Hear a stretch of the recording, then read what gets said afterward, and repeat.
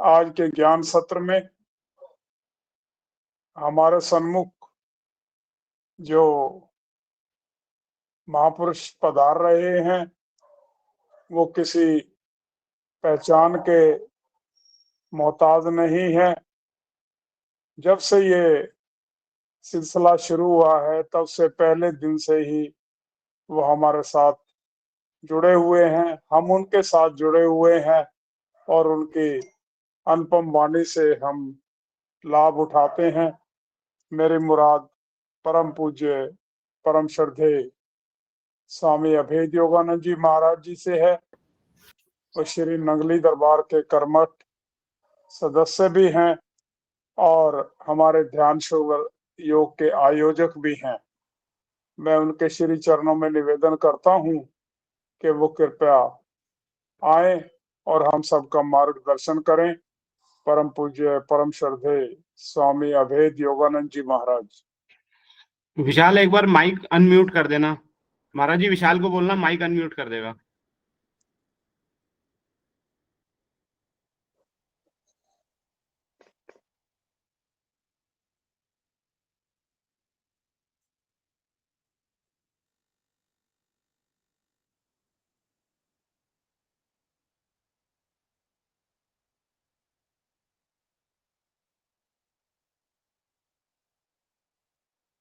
महाराज जी आवाज नहीं आ रही है। माइक अनम्यूट करना है, माइक ऑन करना है। उसको बोलना विशाल को माइक ऑन कर दे।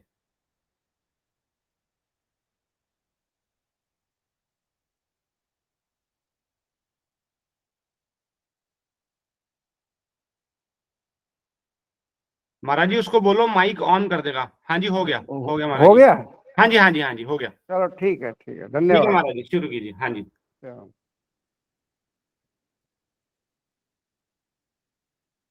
ओम विश्वानि देव सवितर्दुरितानि पराशवः यद्भद्रं तन्न आशुवः।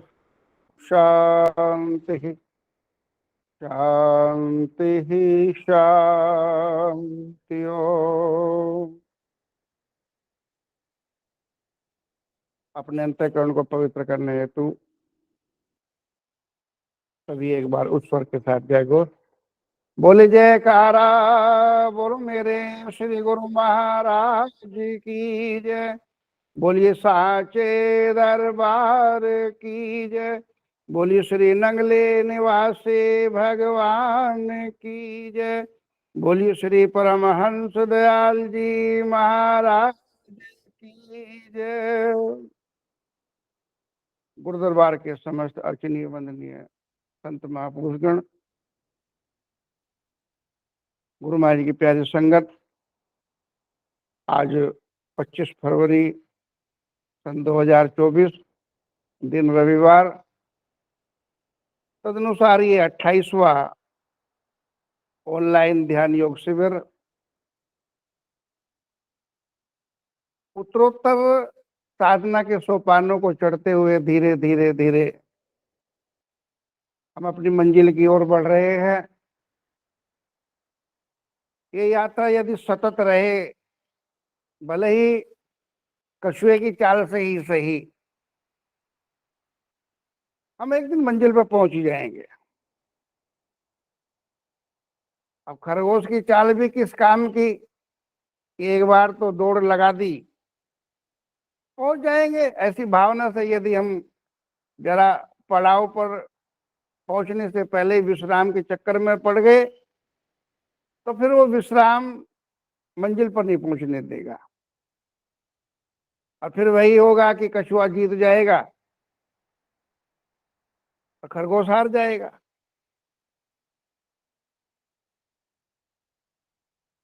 ध्यान योग शिविर,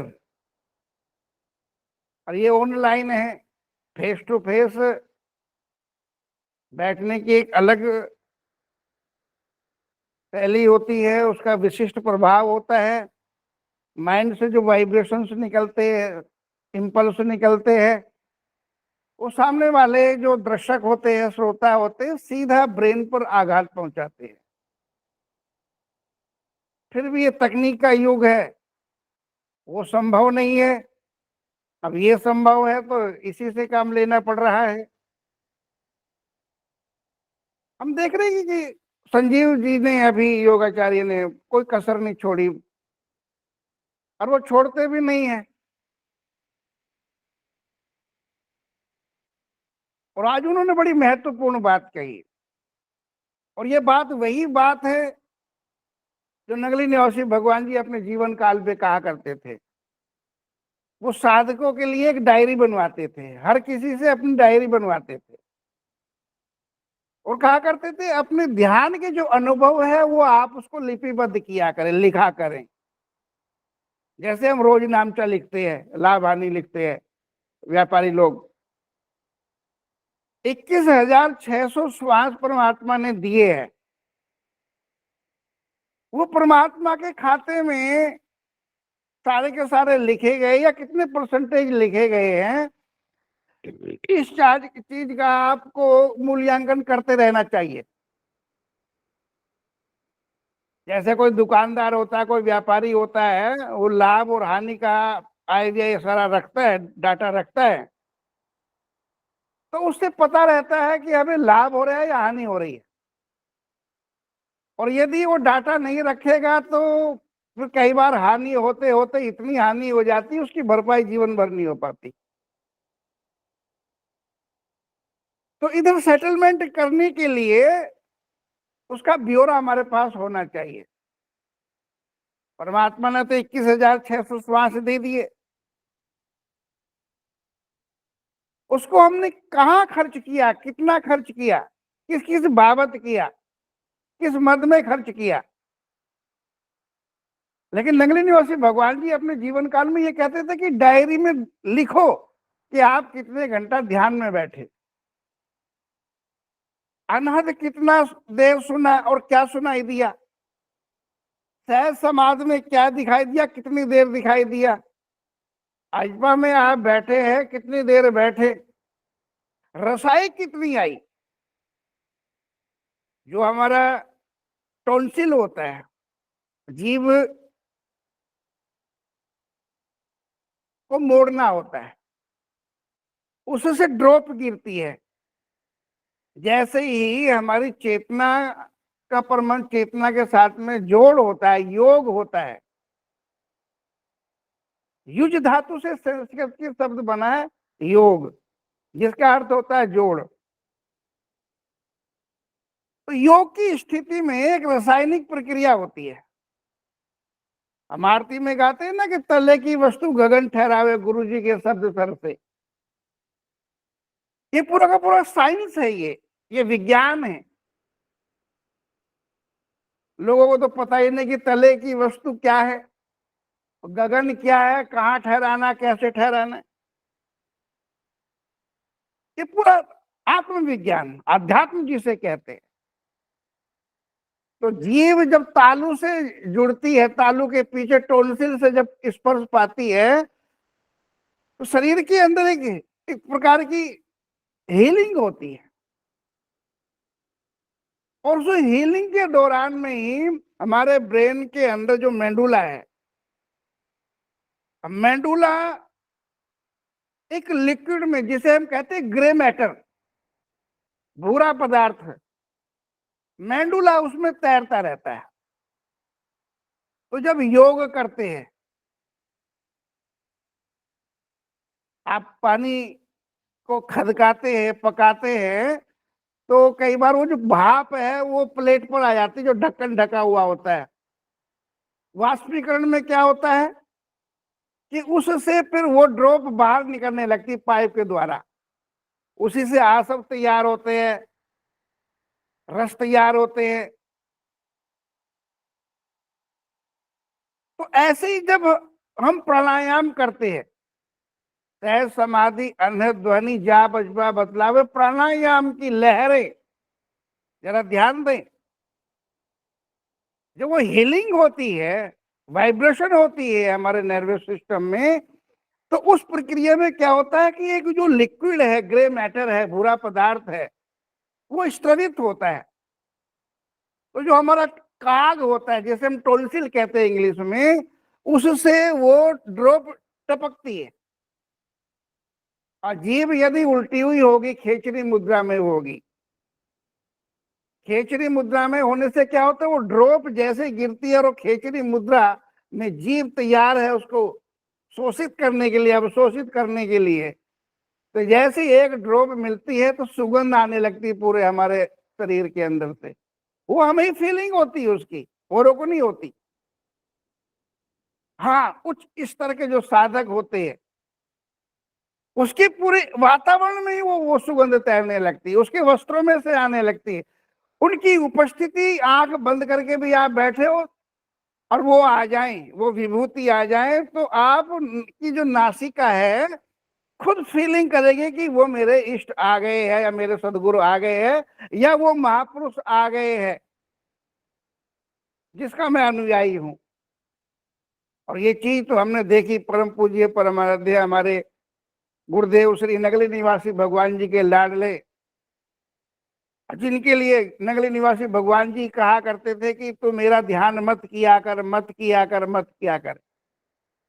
इतिहास के, मानव इतिहास के ये बड़े गजब के गुरु शिष्य थे, परम पूज्य श्री स्वामी अजून्यानंद जी महाराज। गीता में भगवान श्री कृष्ण तो अर्जुन को कहते हैं कि मेरा ध्यान किया कर, मेरा मन मना भाव मध्याजी माम नमस्कुरु। और अर्जुन कह रहा है कि महाराज जी ये मन बड़ा परमत्व स्वभाव वाला है, बड़ा अद्भुत है, ये कंट्रोल में नहीं होता, ये वश में नहीं होता है। वायु को बांधना जितना दुष्कर है, ये उतना दुष्कर परमत्व स्वभाव वाला है। भगवान श्री कृष्ण जैसे गुरु और अर्जुन जैसा शिष्य, जिसकी अपने मन पर इतनी जबरदस्त कमांड थी कि स्वर्ग की अप्सरा, कहना चाहिए कि मिस यूनिवर्स, उसके परिणय निवेदन को भी जिसने ठुकरा दिया और जिसको अपने मन पर, जितनी अपनी इंद्रियों पर जिसको इतना संयम हो जिसका, वो अर्जुन कह रहा है कि महाराज जी मन को वश में करना बड़ा मुश्किल है। लेकिन यहाँ इतिहास के अद्भुत शिष्य और अद्भुत गुरु नगली निवासी भगवान जी कहते हैं, अजून्यानंद जी मैंने आपको कितनी बार कहा कि इस मन को मेरे में मत लगाया कर, मत लगाया कर, मत लगाया कर। मेरे पूज्य गुरुदेव कहते थे कि महाराज जी आपका स्वरूप इतना मोहक है, इतना दिव्य है, इतना अलौकिक है, मैं नहीं चाहता, क्योंकि मेरे मन लगने से आपके शरीर को भी पीड़ा होती है। क्योंकि वस्त्रों में एक बार आग लग गई और ध्यान में बैठे हुए हैं, पानी गर्म कर रहे त्रिलोकीनाथ का, उनके स्वरूप का ध्यान मानस पटल पर आ गया। लकड़ियां कब जलते जलते वस्त्रों के पास आ गए और वस्त्र जल के शरीर, गुरु महाराज जी दूर अमृत वर्षा कर रहे हैं, प्रवचन कर रहे हैं। तुरंत कहा कि जल्दी दौड़ करके जाओ, स्वामी अजून्यानंद पर कोई आफत है, कोई मुसीबत है। तो बड़ा फुर्तीला एक सन्यासी था स्वामी सतविचारानंद जी, वो दौड़ करके आते और देखा तो अंदर से कपड़ों की तो बदबू आ रही है, लेकिन अंदर से कुंडी बंद है। खोले तो खोले कैसे? त्रिलोकीनाथ का आदेश हुआ कि जल्दी जाओ दौड़ करके, कोई अजून्यानंद पर आफत है। और स्वामी सतविचारानंद जी थोड़ा बुद्धि के भी प्रखर, उन्होंने एक पैसे ऐसे होते थे वो अंदर से कुंडा बंद करने वाले, उन्होंने एक डंडा नीचे से दिया दरवाजे के नीचे से और उस डंडे को घुमा दिया। देखा तो वो ध्यान में बैठे हुए और वस्त्र जल करके राख हो गए हैं, दिगंबर बैठे हुए। लेकिन गजब की बात यह थी कि एक रोया भी उनका नहीं जला था, एक बाल भी नहीं जला उनका। तब तक त्रिलोकीनाथ आ चुके थे पास में। फिर उनको गले से लगा करके कहा कि मैंने कितनी बार आपको कहा मेरा ध्यान मत किया कर, मत किया कर, मत किया कर। ये बोले कि महाराज जी आपका स्वरूप इतना प्यारा है, इतना दिव्य है, इतना मोहक है, न चाहते हुए भी आपका ध्यान आ ही जाता, मैं क्या करूं, मैं भी मन के हाथों लाचार। कैसे एक शिष्य और वो कैसे गुरु रहे होंगे?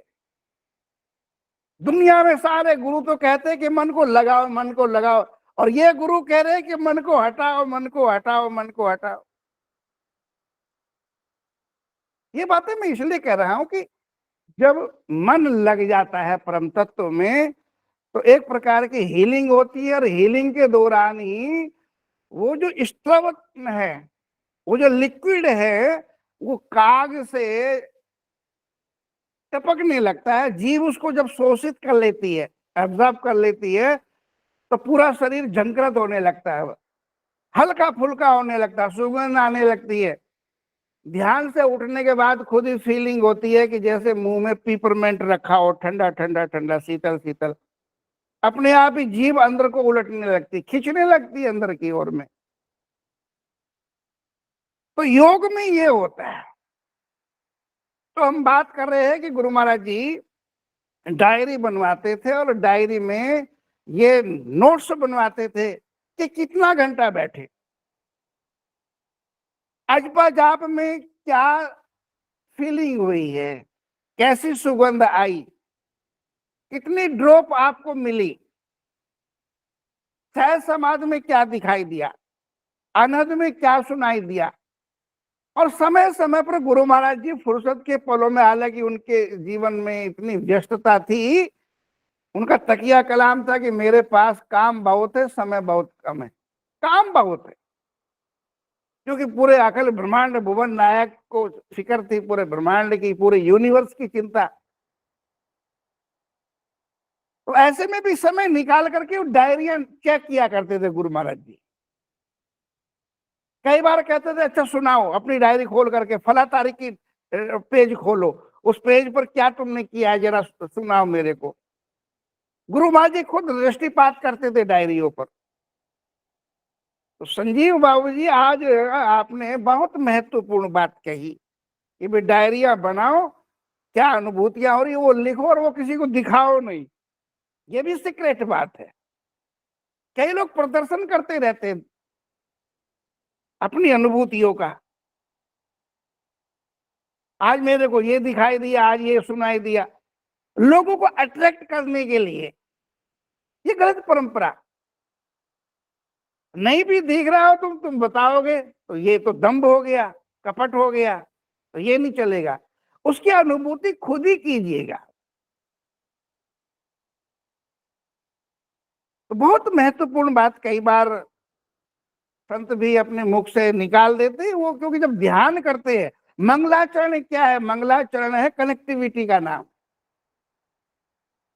जैसे पहले ट्रांजिस्टर होते थे, ट्रांजिस्टर का स्विच खोलने के बाद में हम उसकी सुई को सेलेक्ट करते थे, कौन सा स्टेशन सुनना है, बीबीसी सुनना है, ऑल इंडिया रेडियो सुनना है, दिल्ली सुनना है, या रोहतक सुनना है, क्या कौन सा स्टेशन, ऑल इंडिया लखनऊ सुनना है, तो हम सेलेक्ट करते थे। तो जैसी ब्रॉडकास्ट जो हो रही है और हमारी सुई का मैच होता है ब्रॉडकास्ट से, वो स्टेशन हमको सुनने को मिलता है। ऐसी साधक जब ध्यान में बैठता है, तो ध्यान में बैठने के बाद में उसके साथ जुड़ाव हो जाता है, मिलान हो जाता है, जो पूरे यूनिवर्स को चला रही है उस सत्ता से कनेक्टिविटी जैसे ही होती है, तो उसकी दिव्यता हमारे अंदर आने लगती है, उसकी फीलिंग। और जैसी फीलिंग होती है फिर वैसी हीलिंग होने लगती है, और जैसे हीलिंग होती है फिर वैसी फीलिंग हो जाती है। हमें अवसर मिलता है केवल ध्यान के समय ही अपने मन को टटोलने का, अपने मन की एक्टिविटी पर ध्यान देने का। आजकल हम कोई गाड़ी लेने जाते हैं बाजार में, तो हम देखते हैं कि भाई इसमें पावर ब्रेक भी है या नहीं। कार कंपनियां आजकल पावर ब्रेक लगा रही है, कंफर्टेबल इजी हैंड ब्रेक भी देती है। यदि फुट ब्रेक यदि खराब हो जाए तो हैंड ब्रेक काम करे, लेकिन ब्रेक होना जरूरी है और कंफर्टेबल भी होना जरूरी है। तो कार में, बाइक में, स्कूटर में, साइकिल में हम ब्रेक को चेक करते रहते समय समय, और ब्रेक भी ठीक है यानी, क्योंकि यदि ब्रेक ठीक नहीं हुआ, कहाँ गाड़ी ले जाएगी हमको, क्योंकि जहां गाड़ी ले जाएगी वहीं हमको जाना पड़ेगा। तो टू व्हीलर में, फोर व्हीलर में हम ब्रेकों का तो ध्यान रखते हैं, लेकिन हम अपने मन पर कभी ध्यान नहीं देते कि हमको कहाँ ले जा रहे हैं। जाना कहाँ था, जा कहाँ रही।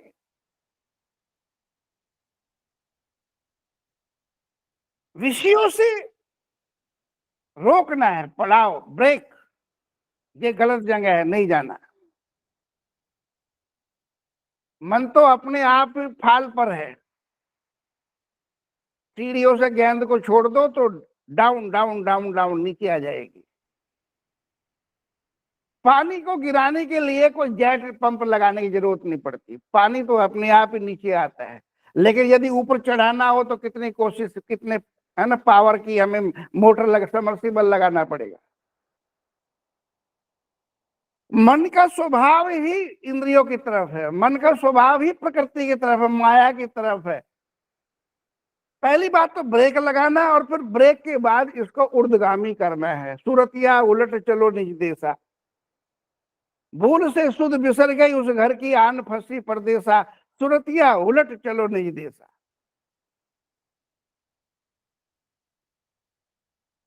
नगली निवासी भगवान जी के एक बड़े लाडले शिष्य हुए। तपोभूमि आगरा के पास ही उनका आश्रम है, स्वामी ब्रह्मानंद जी महाराज सबसे पहले शिष्य थे स्वामी ब्रह्मानंद जी। तपस्या के दौरान ही नगली निवासी भगवान जी ने उनको दीक्षा दी थी। तो उन्होंने बहुत सारे भजन बनाए, आध्यात्म पर बढ़िया बढ़िया रचनाएं उन्होंने रची। महत्वपूर्ण बात यह है कि जो पिंगल शास्त्र है, काव्य की जो विधा है, उसके अनुसार उन्होंने ताल मात्राओं का ध्यान रखते हुए, रागों का ध्यान रखते हुए उन्होंने अपने भजन बनाए। तो उसी में से एक भजन है कि ऐ मेरी सूरत उलट चल वापस अपने घर, तो भूल से सुध बिसर गई उस घर की आन फंसी परदेसा, सूरतिया उलट चलो निज देसा।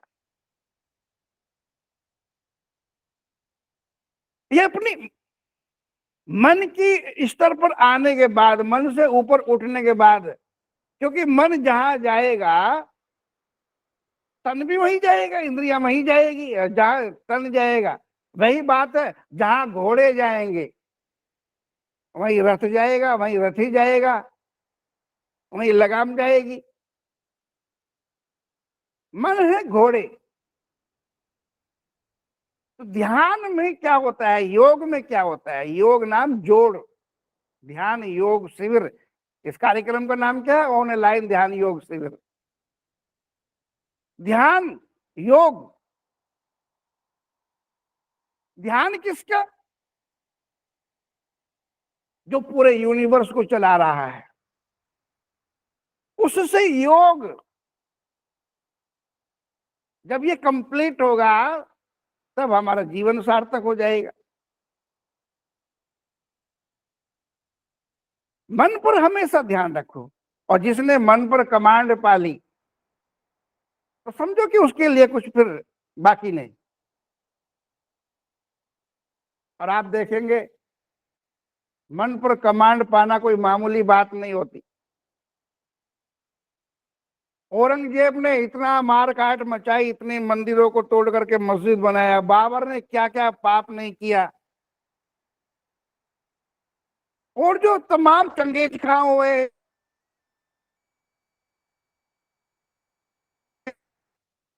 मंगोल से चल करके यहाँ आए और कितने लोगों को, लाखों लोगों को मारा काटा, हिंदुओं से मुसलमान बनाया उन्होंने।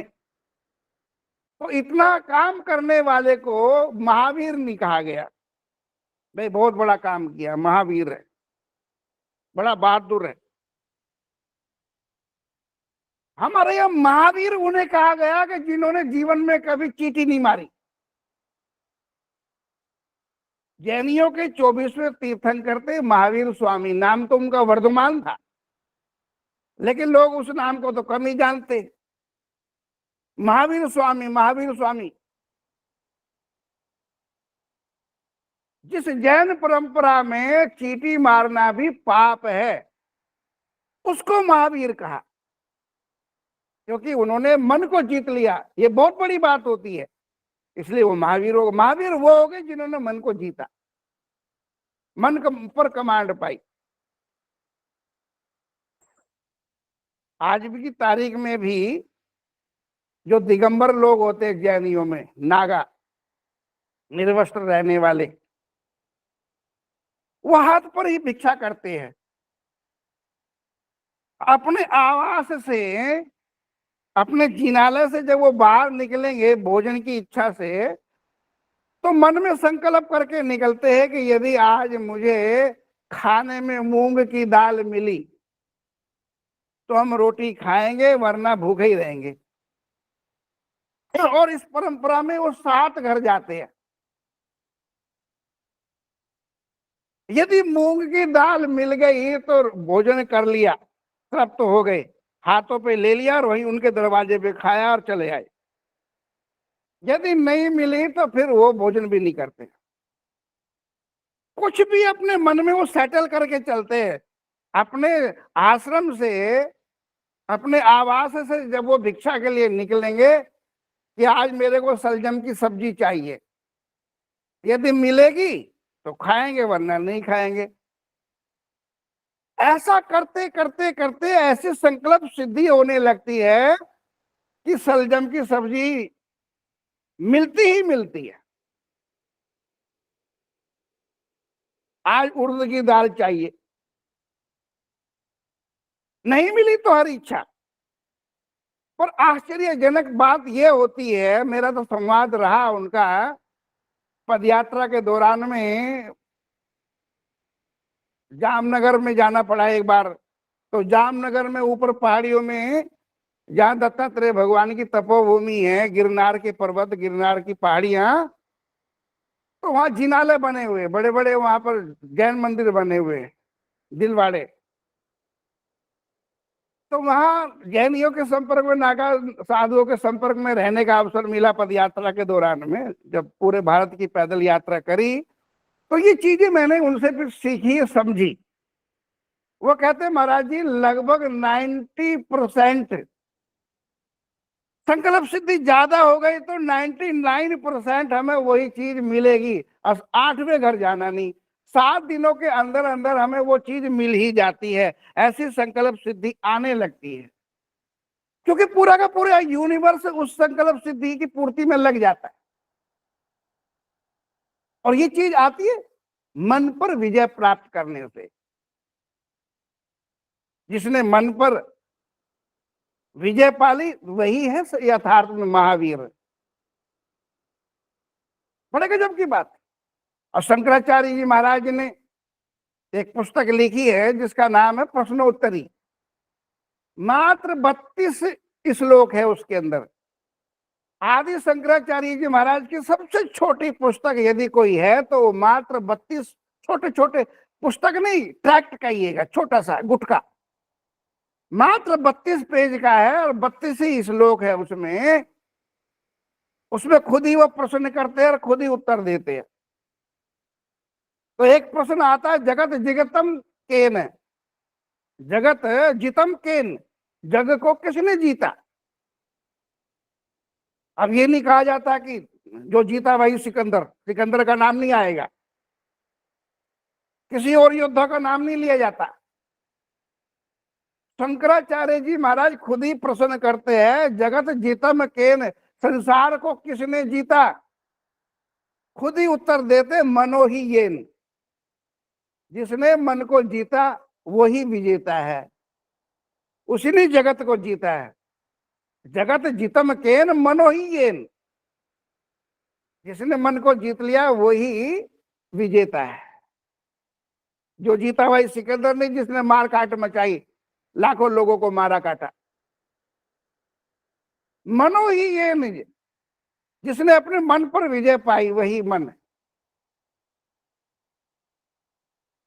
दुष्कर काम, दुष्कर से दुष्कर यदि कोई काम है तो वो मन पर ही विजय प्राप्त करना है। और मन की आदत है कि जहां इसे रस आने लगता है, जिसे हम अपनी लौकिक भाषा में कहते हैं मजा आने लगता है, ये वहां जाता ही जाता है। अब जिसको जुए की लत लग गई है, जुए में रस आने लगा, फिर तो बर्तन बिक जाए, घर बिक जाए, मकान बिक जाए। युधिष्ठिर जैसे, जिसको हम बड़ा नीतिवान कहते, बुद्धिमान कहते, समझदार, नीति निदान, सत्यवादी जिसे कहते हरिश्चंद्र,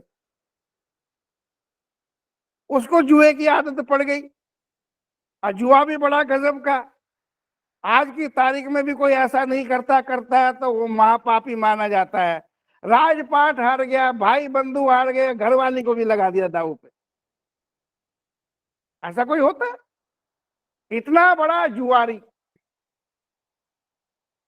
युधिष्ठिर महाराज, जब रस आने लगता है तो ये तक इतना पराभव हो जाता है। पियक्कड़ को यदि, है ना, पीने में आनंद आने लगता है, चाहे रोटी ना मिले, घर बिक जाए, मकान बिक जाए, इज्जत चली जाए, नीलाम हो जाए, लेकिन शराब चाहिए। मन पर विजय सबसे बड़ा युद्ध जीतना है।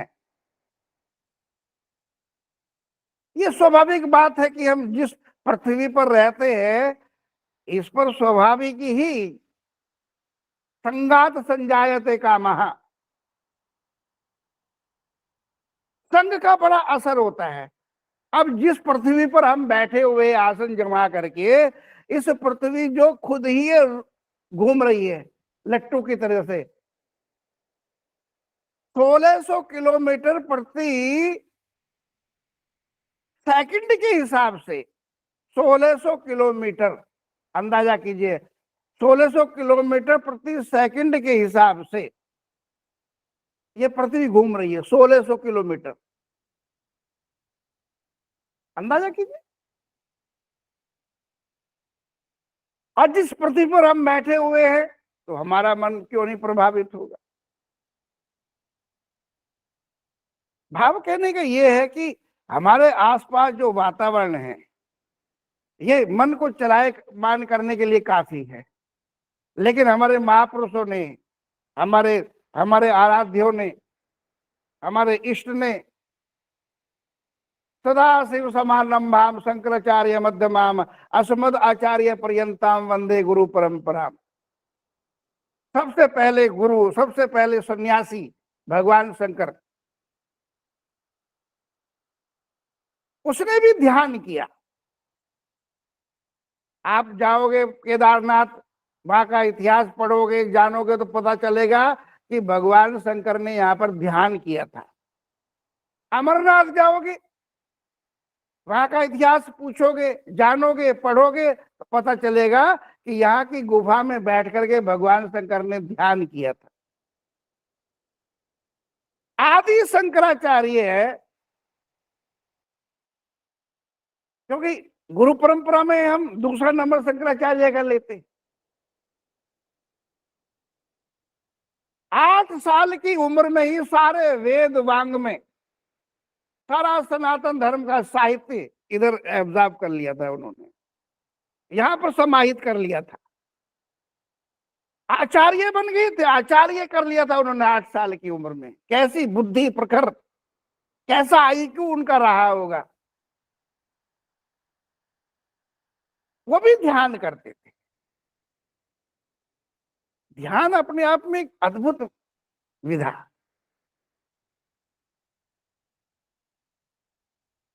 मन को बेस चाहिए, आधार चाहिए टिकने का। जैसे समुद्र के अंदर, समुद्र का जो पानी का जहाज होता है और उस पर गलती से कौवा चला जाए, कौवा बैठ करके चला जाए,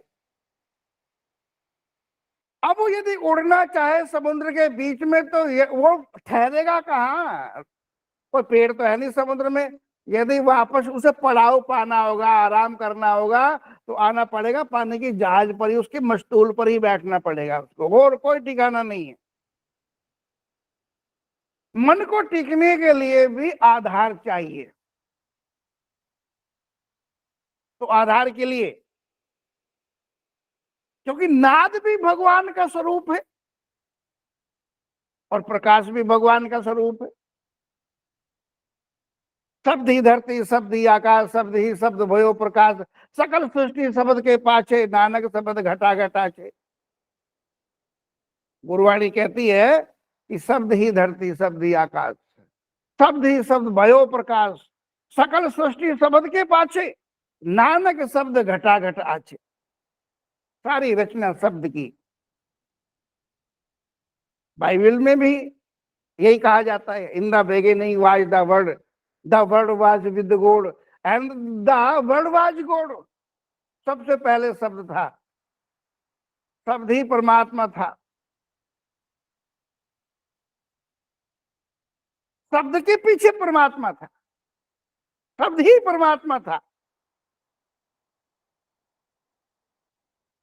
हम जिस यूनिवर्स में बैठे हुए हैं, हमारी पृथ्वी जिस यूनिवर्स का पार्ट है, हमारी आकाश गंगाएं,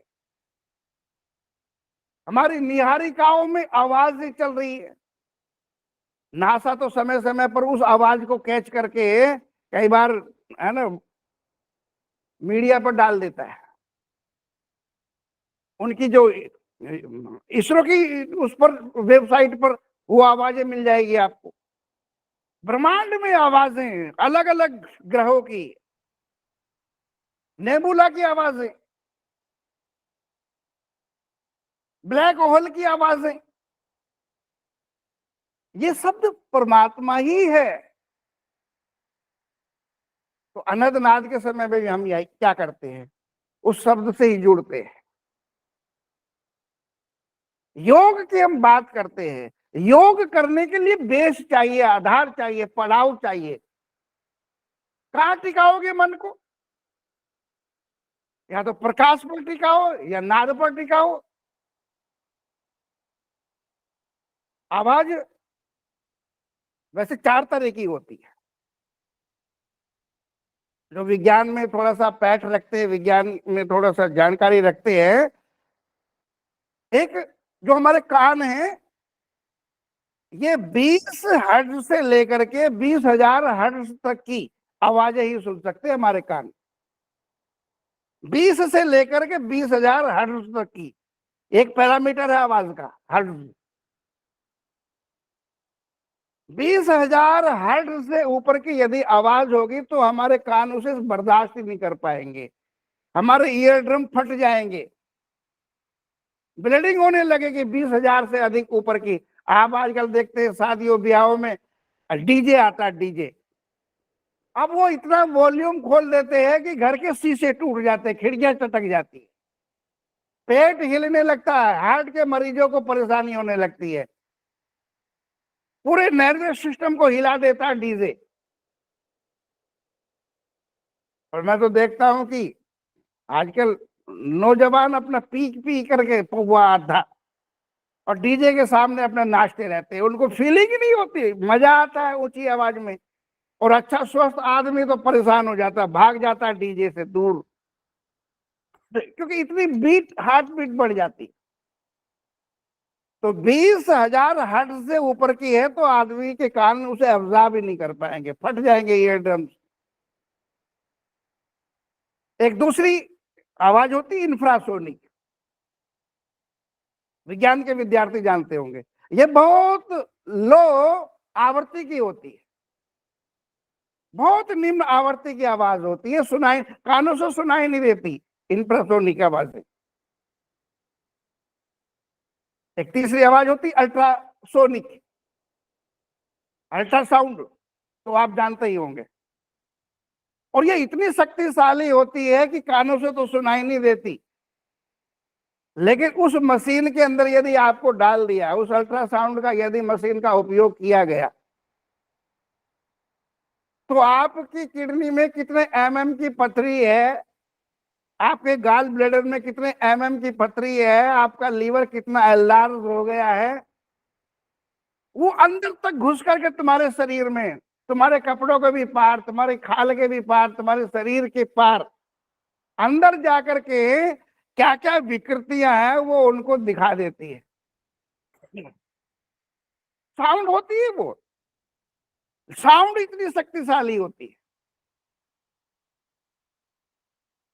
और अब तो मैंने एक दिन पढ़ा कि साउंड को लेकर के इतना विज्ञान आगे मुखर हो गया है कि बड़े से बड़े गार्डर को वो तरंग आएगी, साउंड वेव साउंड आएगी, अल्ट्रासाउंड कहिएगा, कि लोहे के ऊपर जरा ऐसे किया कि लोहा कट करके एक तरफ, बड़े से बड़ा गार्डर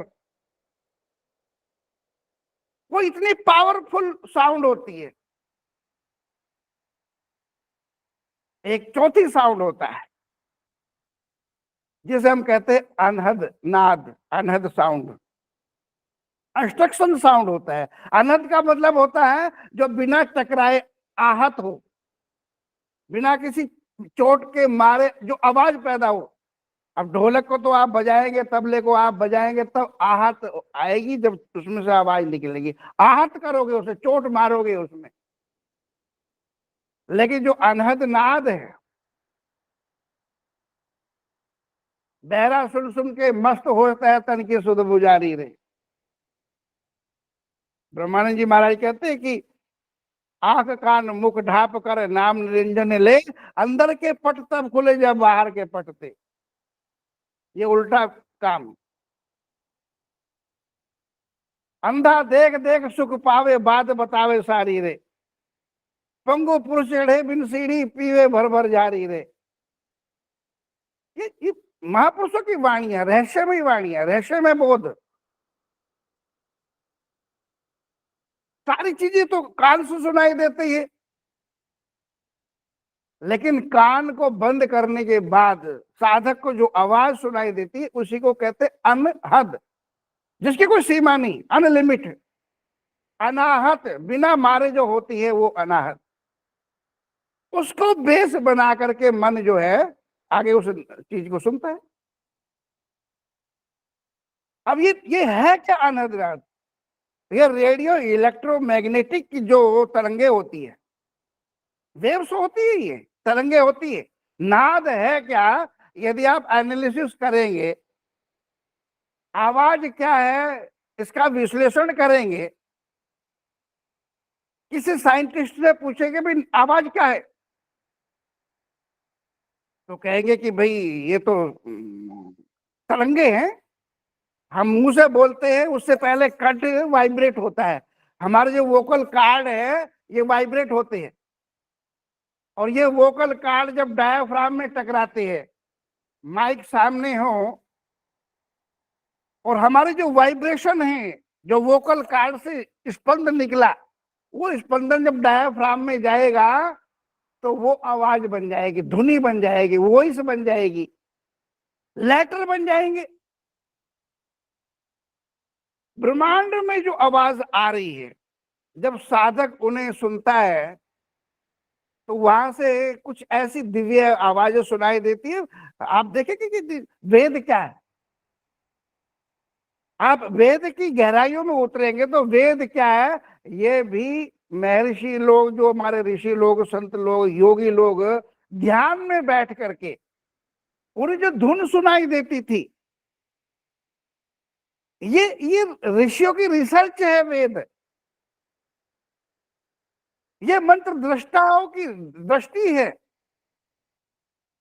ऋषियों ने जो उनको मंत्र दृष्टा कहते हैं, जो मंत्र उनकी स्क्रीन पर, ब्रेन की स्क्रीन पर जो आए उनको उन्होंने लिपिबद्ध कर दिया।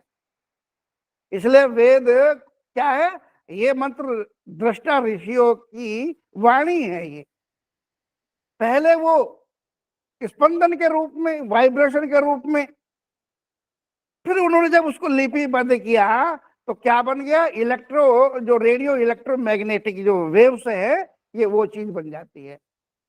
आजकल तो मोबाइल में भी तकनीक आ गई है। आप कोई चीज बोलिएगा, कोई लेख है, उसको आप सेट कीजिएगा, सेट पर जाने के बाद में आप सेटिंग जब कर लेंगे तो आप कुछ लिखना चाह रहे हैं स्क्रीन पर और किसी को फॉरवर्ड करना चाह रहे हैं, तो आप बोलिएगा। अब बोलने से क्या होगा कि उसका जो सिस्टम है मोबाइल का, वो एक्टिवेट हो जाएगा। तो जो आपने वाइब्रेशन भेजी, जो तरंगे भेजी, वो लेटर के रूप में, शब्दों के रूप में टाइप हो जाएगा।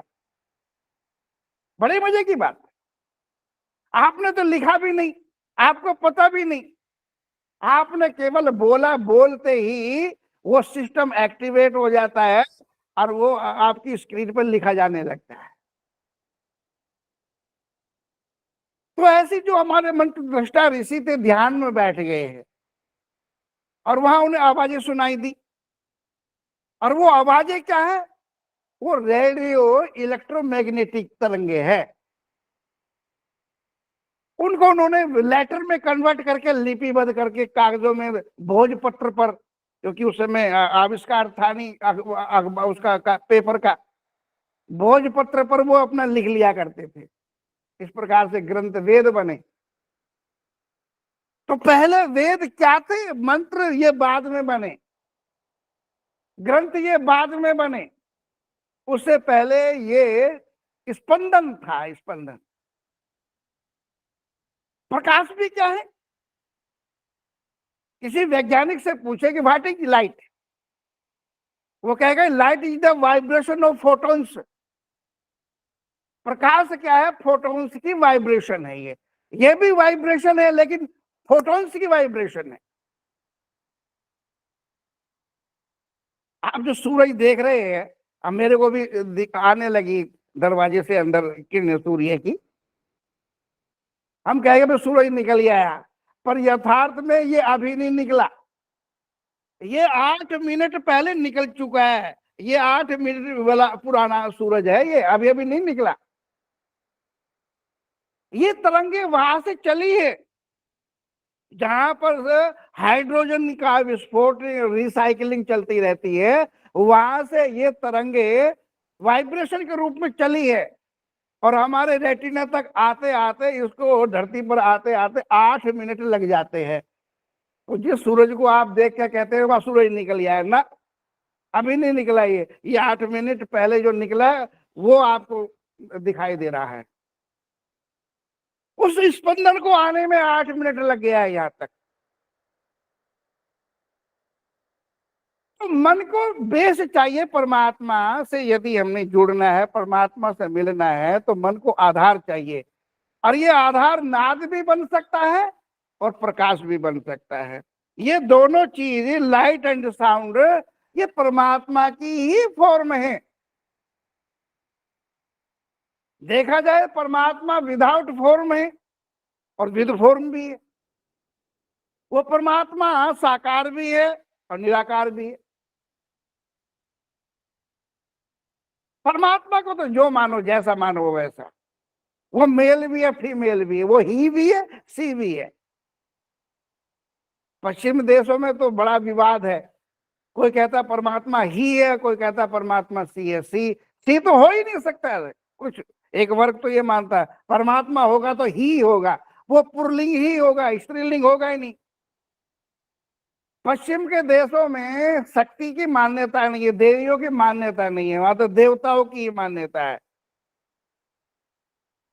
पुरातन देश यूरोप वगैरह की हम बात करें, यूनान वगैरह की, वहां देवियों की चर्चा ही नहीं, वहां देवताओं की चर्चा। गोडेस नहीं, गोड। तो हमारी जो आत्मा है उस गोड की पार्टिकल है, उसकी अंश है। ममे वांशो जीव लोके जीव भूते सनातना। हे अर्जुन, ये जो आत्मा है मेरी ही सनातन अंश है। लेकिन कर्मों के प्रभाव से, वासनाओं के प्रभाव से, क्योंकि व्यवस्था है एक। गीता में भगवान श्री कृष्ण कहते हैं कि यम यम वापी स्मरण मुक्त्वा कलेवरम तम तम व्यक्ति कौनते सदा तद्भाव भाविता। यम यम वापी स्मरण मुक्त्वा कलेवरम तम तम व्यक्ति कौनते सदा तद्भाव भाविता। इसलिए तस्मात् सर्वेषु कालेषु माम नुस्मर युद्ध च। अंत समय में मनुष्य की जैसी वृत्ति होती, तदाकार तत्सम हो जाती है। इसलिए साधक को भजन करते समय भी वो जो नाम जपता है, वैसी भावना भी, यद जपस्तद भावनम, जो जपे वैसी भावना भी होनी चाहिए। आंख बंद करके हम वही जपे जा रहे हैं, वही जपे जा रहे हैं, पर वो क्या है, उसका मीनिंग क्या है, हमारे अस्तित्व के साथ में उस मंत्र का संबंध क्या है। तो यद जपस्त तद भावना, जो जपो वैसी भावना भी बनाओ। हम यज्ञ कर रहे हैं। एक वर्ग तो यज्ञ को ही सब कुछ मानता है परमात्मा प्राप्ति का साधन, गायत्री के साथ अपना आहुतियां दिए जा रहे हैं। गायत्री मंत्र बाद में है, पहले ये एक कहिएगा कि निर्देश है, ये मानव जाति के लिए उपदेश है, एक आज्ञा है। हम गायत्री में क्या गाते?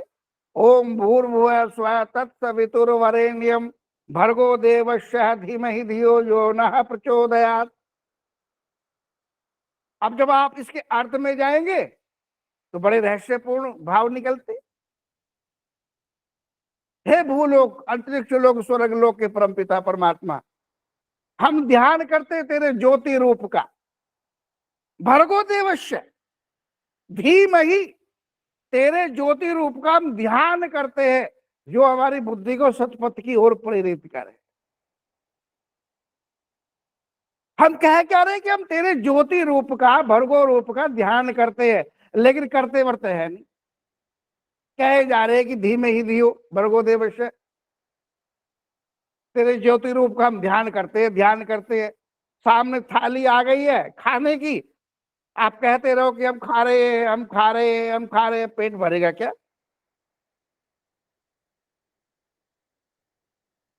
मरीज हो, रोग है कोई, आपको बुखार है, आपको पैरासीटामोल पैरासीटामोल पैरासीटामोल, है ना, हारमोनियम के साथ में, मजीरे के साथ में, ढोलक के तबले के साथ में पैरासीटामोल पैरासीटामोल। अरे बुद्धू, क्या फायदा?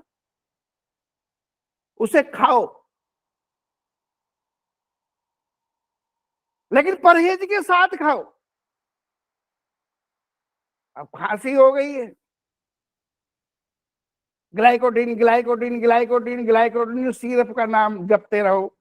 ग्लाइकोडीन है, सिरप की आरती करते रहो, धूप बत्ती दिखाते रहो, ग्लाइकोडीन ग्लाइकोडीन जाप करते रहो, ग्लाइकोडीन। खांसी ठीक होगी क्या? ग्लाइकोडीन सिरप को पीना पड़ेगा, परहेज भी करना पड़ेगा। प्रिस्क्रिप्शन पर लिख दिया डॉक्टर ने आरएक्स ग्लाइकोडीन, और आप उस पर्चे की पूजा करते रहो, डॉक्टर की फोटो लगा लो, डॉक्टर ने जो कहा वो तो करो नहीं। 15 दिन बाद आप जाओ कि खांसी तो और बढ़ गई है, ठीक तो हुए नहीं। अरे वो पी थी या नहीं पी थी? कहते हाँ पी तो थी। गर्म पानी से पी थी ना? कहते ना, कोल्ड ड्रिंक के लिम्का के साथ पी थी। अरे बुद्धू, परहेज भी जरूरी होता है। लिम्का के साथ ग्लाइकोडीन पिएगा तो ठीक होगा क्या? मन हमारा संयमित नहीं है, मन हमारा कंट्रोल में नहीं है। मन को यदि हमारे को नाद नहीं सुनाई दे रहा, सहज समाध नहीं दिखाई दे रहा, फॉल्ट है, कहीं फॉल्ट है। उस फॉल्ट को दूर करो।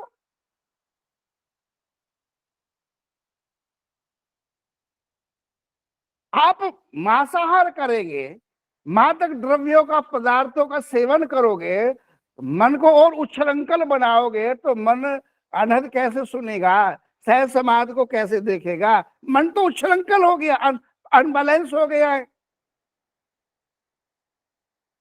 अरे सुई के अंदर धागा भी डालते हैं तो श्वास भी रोकनी पड़ती है, दृष्टि को स्थिर करना पड़ता है। सुई के अंदर से धागा तब निकलेगा। और चले हो परमात्मा की प्राप्ति के लिए, और मन पर कोई लगाम नहीं है। संडे हो या मंडे, रोज खाओ अंडे, और खाए जा रहे हैं। मेरे को तो कई बार ऐड देख करके गुस्सा आता है, संडे हो या मंडे, रोज लगाऊं डंडे। पागल कहीं के।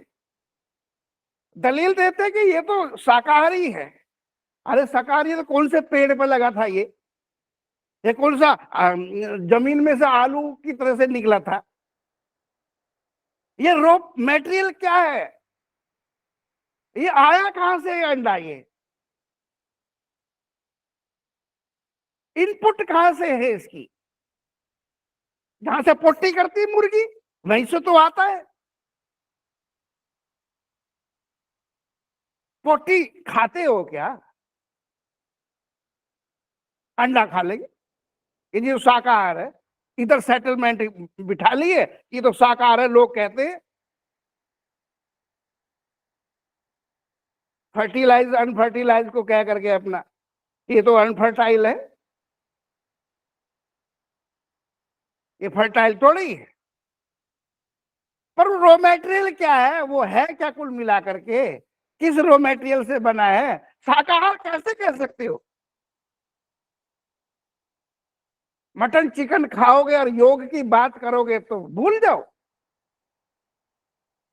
आहार से व्यवहार का बहुत गहरा संबंध है। गुरुमुखों को तो इस चीज का बहुत ध्यान देना चाहिए। और मुझे तो बड़ी हैरानी होती है, हमारे संत लोग ना विधि की बात करते ना निषेध की बात करते। विधि की करे ना करे कोई बात नहीं, पर निषेध की तो बात करें। क्योंकि पता है चेले को यदि हमने निषेध बता दिया विधि के साथ साथ में, ये दो आयाम होते, विधि निषेध। और निषेध यदि बता दिया तो चेला गुरु मानना ही बंद कर देगा, किसी और के पास चला जाएगा। यदि हमने कह दिया कि शराब नहीं पीनी, मांस नहीं खाना, तो लोग कहेंगे कि ये गुरु ठीक नहीं है। हम वो गुरु को तो मना ही नहीं करते। कई लोग हमारे पास आते कहते ध्यान की बात करते हैं। मैं कहता हूँ नाम किन से लिया? कहते हमने तो उस महाराज से नाम लिया है। मैं क्या आपको समझे ना परहेज नहीं बताया मांसाहार का, शराब का? कहते हमारे गुरुजी ने तो कभी मना किया ही नहीं। तो नहीं किया और तुम कर रहे हो। अरे या तो उनको टाइम नहीं मिला होगा, या उधर दिमाग ही नहीं गया होगा कि तुम लोग गुरुमुख हो, भगत हो, अपने आप ही मान जाओगे, नहीं खाओ पियोगे। उन्होंने नहीं मना किया, पर तुमको तो देखना चाहिए था। मंजिल पर तो आपको पहुंचना, पहाड़ पर चढ़ाई चढ़नी है। जितना बोझ कम होगा आप उतना आराम से मंजिल पर पहुंच जाओगे, पहाड़ पर पहुंच जाओगे। पहले से ही आप ढेर सारा वजन पीठ पर लाद के चलोगे तो पहाड़ पर पहुंचोगे, वो वजन आपको वापस ले आएगा, लुढ़का करके ले आएगा।